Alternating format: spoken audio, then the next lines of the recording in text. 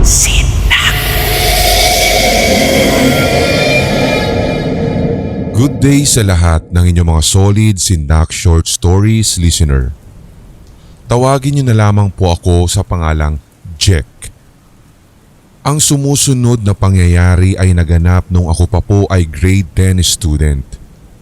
Simpleng estudyante lamang po ako, pero ang hindi alam na nakararami ay bukas ang aking third eye. Kung hindi nga ako nagkakamali, simula sa aking pagkabata ay nakakakita na ako ng mga weirdo at hindi maintindihan na mga nilalang. Hindi ko rin po talaga ito ma-process noon hanggang sa nalaman ko nung ako'y nagbinata na meron pala kaming lahi kasi ng albularyo. So to cut the story short, hapon iyon, 4:30 p.m., galing po ako sa school na pinapasukan ko.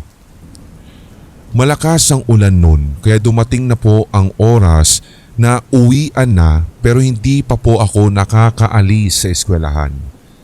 Pinatitila ko pa po yung ulan sapagkat maglalakad lamang po ako pag uwi. Nataon din kasi na hindi ako pala dala ng mga pananggalang sa init at ulan. As in wala. Hindi ko nga din naisip noon na kung sino sana ang pwede kong sabayan. Pero mas pinili ko po talaga na magpatila ng ulan. Hanggang sa banda mag-aalas 6 na iyon, awa ng Diyos ay tumila na po ang ulan pero nag-aagaw na po ang liwanag at dilim. Sa bukid pa po ako madalas daraan pa uwi at mag-isa na lang talaga akong naglakad nun. Nasa kalagitnaan na po ako ng paglalakad nang may nadaanan po akong umaagos na tubig. Siyempre, gets ko na. Malakas kasi yung ulan kanina. So anong nangyari? Naghugas pa ako dun ng paa dahil naputik-putikan ang aking sapatos. And then, nagpatuloy na ako sa paglalakad. Hanggang sa hindi kalayuan mula sa aking kinatatayuan. May nakita po ako na inagos na tela na parang ganun kalaki sa mga regular na kumot. Luma lamang po iyon, Sir Red, at tawang-tawa talaga ako pero hindi ko alam kung bakit siya nakakatawa for me nung time na yun. Sorry kung may kababawan lang po talaga ako nung panahong yun. Pero ang natatandaan ko na talagang tatak na tatak sa aking isipan up until now ay nung lumagpas sa akin yung inaanod na tela na iyon ay may nakita po akong bakas ng paa na nasa putikan. So tulad din ng mga nangyari kanina, dinedma ko lang dahil ang gusto ko talaga ay makauwi na ng bahay. Hanggang sa bigla po talaga akong nakaramdam ng pagbibigat ng aking dibdib. Legit talaga yung pakiramdam ko na biglang nag-change ng mood. At ang kakatwa pa dito ay yung napatigil talaga ako at para na akong napako sa aking kinatatayuan. Hindi ko rin maisip nung time na iyon sa kung bakit pa ako tumigil. Hanggang sa eto na. Nakaramdam ako ng tila malakas na presensya sa likuran ko. Hanggang sa nilingon ko nga po ito at dito ko napagtanto na may nakatayong matanda. May layo po siyang halos 3 metro mula sa akin. Actually, habang akin pong ibinabahagi ito ay natatandaan ko kung gaano ako kinilabutan ng husto sa itsura niya. First time ko lang siyang makita sa lugar naming iyon. Basta't ang itsura niya, may kaliitan po siya dahil kuba siya. Alam niyo yung typical na mga matatanda o yung mga humahantong na sa old age, that's why kumukuba na rin po sila sa pagdaan ng panahon. Natatandaan ko na may balabal ang ulo niya at yung itsura po niya, Sir Red, ay may hawak din na baston. May kahabaan ng kanyang kulay puti na buhok at wala naman po siyang ginagawa doon kundi nakatanaw lamang sa akin. Hindi ko na pumaaninag ng husto yung mukha niya dahil may kalayuan at parang natatabunan kasi nung balabal niya sa ulo yung mga features ng mukha niya. Kinilabutan talaga ako ng husto. Nagtataka lang ako na nung oras na iyon, bakit meron pang matanda na mag-aatim na gawin yung ganong klaseng bagay? Kung sakali man na tinatakot lang ako o kaya na may nagtitrip lamang.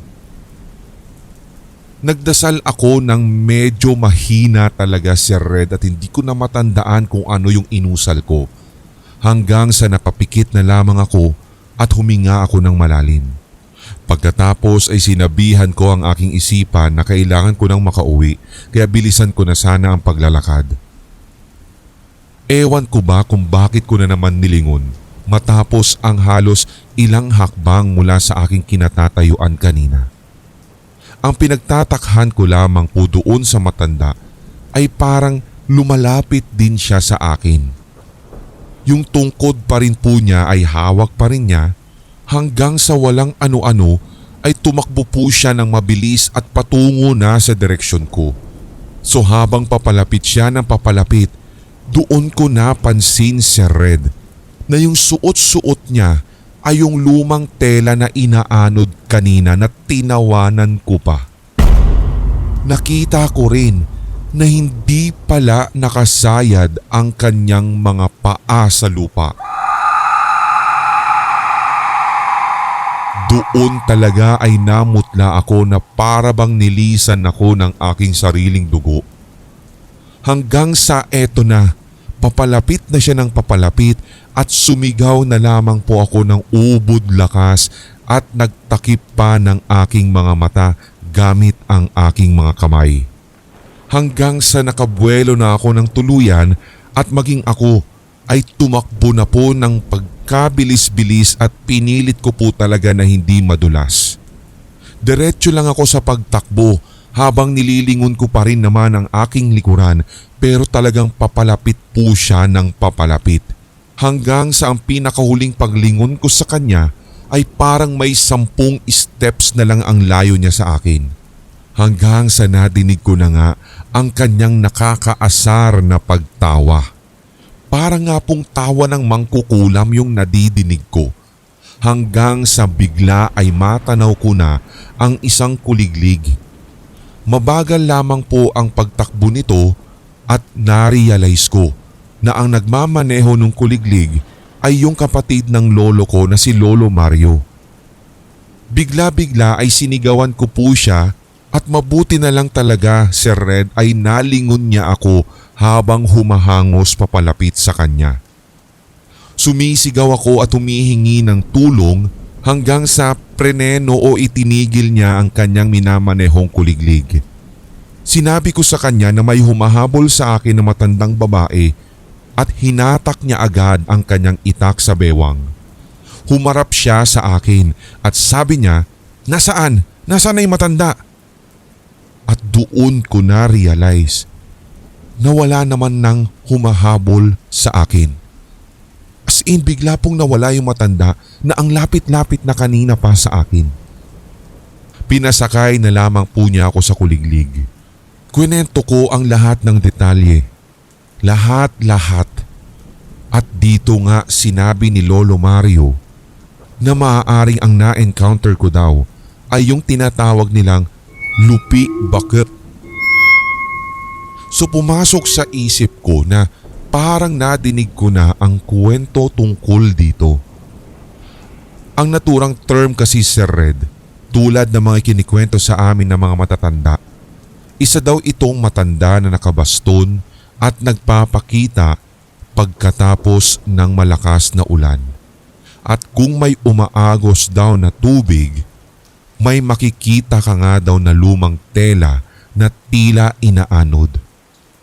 Pero compared sa nakita ko kanina na para lang siyang nakalutang sa ere at walang paa, karaniwan daw sa mga nagpapakitang ganitong nilalang ay nakabaliktad o nakabend daw yung mga paa. Hahabulin ka daw talaga sa kahit saang lugar. Pero isa lang po ang masasabi ko. hindi ko naman din sigurado kung ito ba ay demonyo, engkanto o multo. Sabi ko nga po kanina, bukas ang third eye ko. Lagi naman po kasi akong nakaka-encounter ng mga multo at alam ko kasi yung hulma o yung mga characteristics ng multo. Kaya hindi ko po masasabi na kung pagbabasehan ng nakita kong itsura ng matandang nilalang kanina ay imposibleng multo iyon sapagkat hindi naman siya transparent at talagang solido ang kanyang katawan. Hanggang sa ngayon po hindi ko maipaliwanag ang nangyayaring ito sa akin.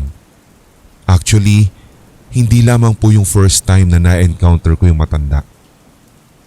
Hindi ko rin po alam kung talagang kathang-isip lamang din ba yung nangyaring iyon o dahil talagang lapitin ako ng mga ganitong klase mga nilalang at hindi lang ng mga multo dahil nga sa nananalaytay sa akin na dugo at sa pinanggalingan kong angkan ng mga albularyo.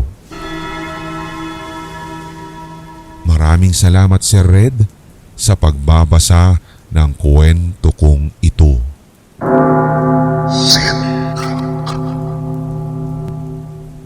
Very short lamang Sir Red ang ibabahagi kong ito. Hindi po ito nangyari sa loob ng aming eskwelahan pero meron pong one time nang galing po kami sa galaan kasama ang mga tropa ko at nung oras na pauwi na kami, naghintay po kami ng jeep or FX sa tapat ng aming school. Around 12:30 AM na po iyon. Hindi makasakay yung friend ko kasi nga dinala pa niya yung alaga niyang aso. So syempre, nag-decide na lamang kami na magtsikahan doon sa tapat ng sidewalk habang naghihintay. Nagbiro pa nga ako sa kanya ng, paano kung nakakita tayo ng multo dito? As in, bigla ko lang nasabi yun, just for fun or just for kikay. Hanggang sa itong friend ko namang syunga-syunga, tinignan yung gawin ng building ng school mula doon sa sidewalk kung saan po kami nakatambay at naghihintay ng masasakyan. Hanggang sa sinabi niya, may nakita daw siya na parang naka-nurse outfit. Wala daw itong ulo at payat daw ito. Nandun daw siya sa isang bahagi ng bintana at hindi namin alam kung nakatayo ba siya or nakaupo. Siyempre, kinurot ko yung kaibigan kong iyon. Kumbaga kasi dinugtungan or ginatungan pa niya yung pangtitrip ko lang naman.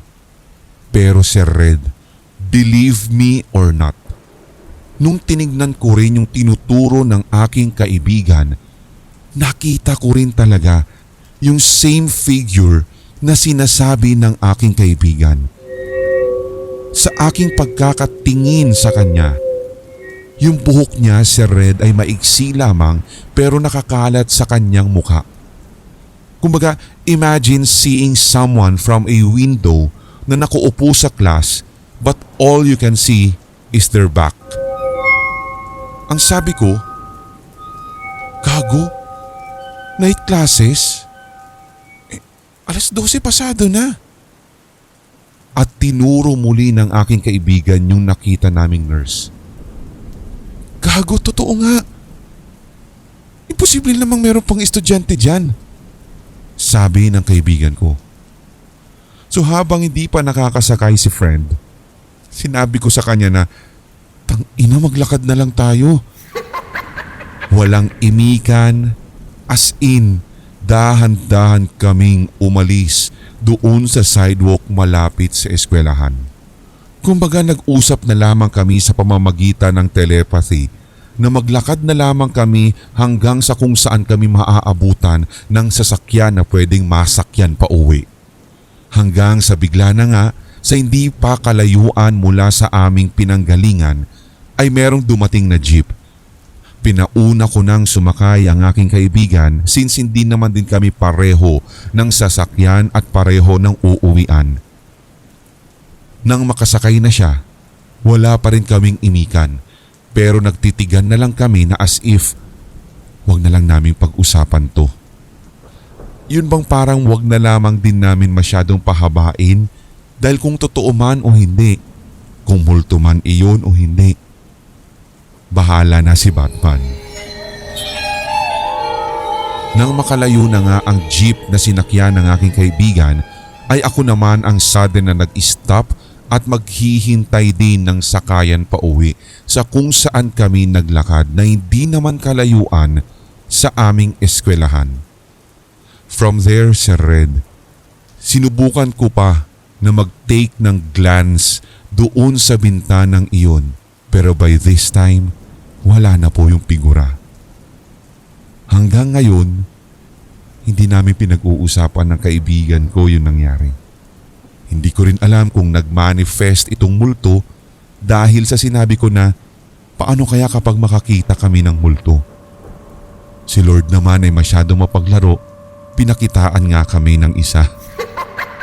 Totoo man na multo o hindi, pero ang creepy talaga, Sir Red.